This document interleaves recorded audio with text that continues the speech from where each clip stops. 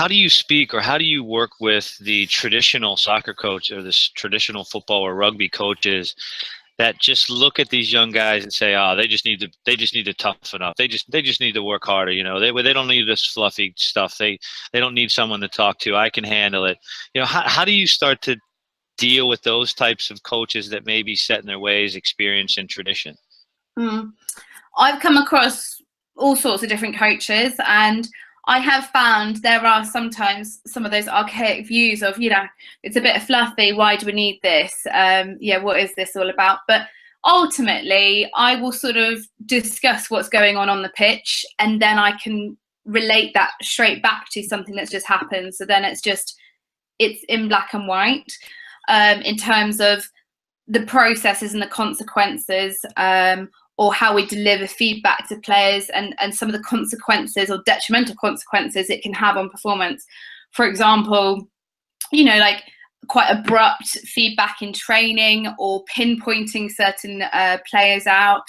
Some of those things can be quite detrimental to some players, obviously depending on their personalities. You know, some might need a bit of a push. You know, some of my athletes will say, "Oh no, I need a bit of a, you know, a bit of tough love and a bit of a talking to, or a bit of a telling off to realize I need to change my ways."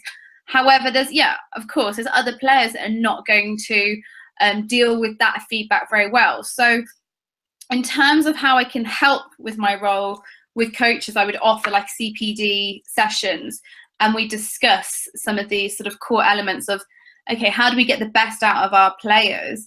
And what I have talked quite a lot about last season in particular, key attributes such as sort of mental toughness. How do we develop assertiveness and autonomy?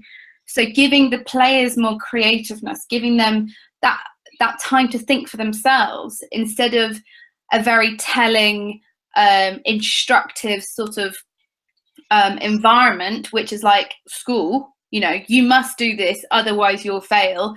You must do this, otherwise, you know, you will be kept in after school or whatever. There's always a consequence. But we want players to be able to play with freedom on the pitch and to make decisions and be good at making those decisions. And if we're implementing fear of, you know, why did you play like that? What were you doing? What were you doing on Saturday? You know, which is quite often what coaches do automatically. And then it might implement a bit of fear. And then obviously you get that fear of failure can sometimes creep in. So yeah, we're trying to look at how do we create a better environment to let them be more creative and let them make those decisions, but give them the confidence to do that. So I think the more support and the more positivity you can put into that environment, the better. And to try and take away some of that, you know, that tough love resilience, which I'm all for. Obviously, we need to experience the hardship, experience the challenges to become more mentally tough. But I think before we start doing that, before we start testing them and challenging them and putting them under all sorts of tests, is to start off with a really good supportive network where they feel they can thrive and feel that they don't have to worry about, oh, what if I do this? What if I do that? What if I try and lead? Or give them opportunities to, you know, lead groups and things like that.